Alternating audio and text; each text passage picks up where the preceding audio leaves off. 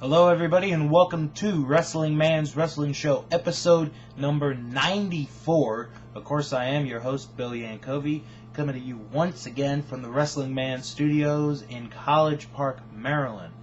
This week on the show, WWE, the somewhat kind of a review from last Monday Night's Raw, the first Survivor Series report, TNA, the last look at the final resolution. Or no, it's Turning Point pay-per-view, excuse me.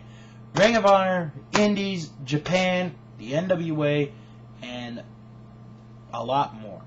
Now, what I'm about to talk about is probably one of the first videos you're going to see this weekend about this topic. Of course, some of you know Super Crazy was released earlier this week by WWE. Today, WWE made two more cuts in Paul London and Chuck Palumbo. Now, I want to focus mainly on Paul London. Now, Paul London, he did in 5 years in the WWE. He was somewhat successful in a way. I mean, he held the Cruiserweight title, and then he was one of the few men, and I do mean few men, to have held SmackDown's tag team titles and Raw's tag team titles, which is something not a lot of people can admit that they've done.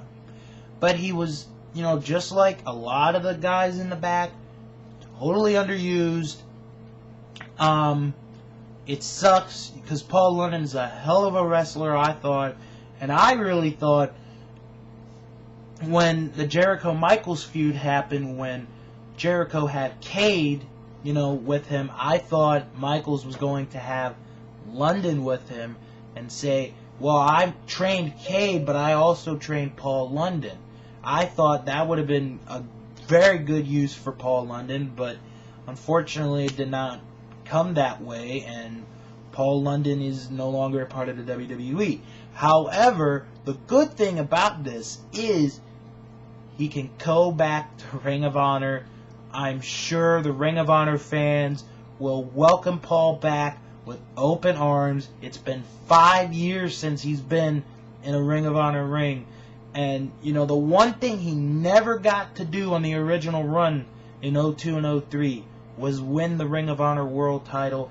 I don't see any other reason why Paul London, I'm not going to say, soon, but in maybe a year and a half, wins the Ring of Honor World title. I don't see any other reason why he should not.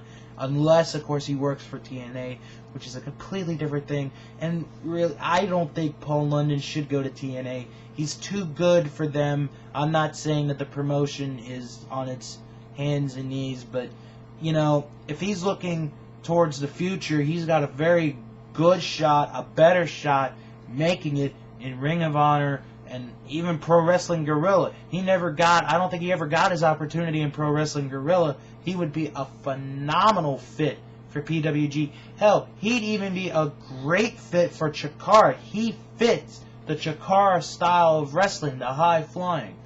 So really, if Paul London is thinking about, what do I do? Do I go to TNA or do I go to Ring of Honor and do I go to all the indies?